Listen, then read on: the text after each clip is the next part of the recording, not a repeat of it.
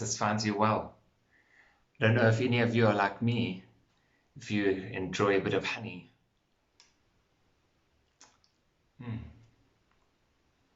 I love honey. It's so sweet. There's a wonderful psalm that talks about honey. It's Psalm 119, verse 103. It says, "How sweet your word is to my taste, sweeter than honey in my mouth." And I want to ask you today, is that true of you? Is God's words sweeter to you than honey? Is it something that you savor, that you taste, and that it delights you? There's a wonderful challenge that is given to us in the Westminster Catechism, and that says that the chief end of man is to glorify God and to enjoy Him forever. And sometimes we live our lives glorifying God and serving Him and loving Him, but we forget to enjoy Him. And we become like the Ephesian church that was challenged in Revelation chapter 2, where Jesus said to them, "You've lost your first love." Have we lost our enjoyment and our desire for our God? Psalm 42 is another beautiful psalm. It says, "As the deer longs for flowing streams, so I long for you, God. I thirst for God, the living God. When can I come and appear before God?" It talks about this longing, this desire to be with God. Do we have this enjoyment of God? Do we desire to be with Him? Do we long for Him?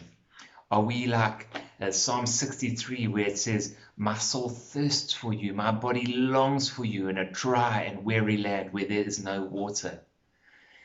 Do we remember and realize that truly in this land, in this life, as much as we try and reach and grasp and strain and strive, that there is no water for our souls? That only Jesus is the living water, the one that can quench the thirst of our souls. Do we glorify God and enjoy Him in all we do? Because that is His desire, that is His longing for us to connect with Him and enjoy Him. So I want to say to you today, if you have perhaps feel like you haven't enjoyed God for a while, I want to give you a few options of things you can do, things that I sometimes do to just take a moment to reflect and enjoy God. One of them is to take a scripture. Perhaps you can choose a psalm and to put some soft music on and to read that and to let the words just wash over you. Read it again and let the words wash over you, and then respond in praise and thanksgiving to God. Another option is to go into the garden or go for a walk between 6 and 9 o'clock, of course, and get outside of the house and to look at nature. Go to a tree and look at the intricate shapes on the bark. Pick a leaf off of a tree and see how wonderfully it's made. Another option is to spend time giving praise to God. When we are grateful, it stirs up a love afresh in our hearts for Him. Perhaps if you are feeling like you don't have that spark, that desire, that enjoyment of God, perhaps get a list and write 10 things that you are grateful to God about. And then next to that, write 10 things that you appreciate about God and about His character.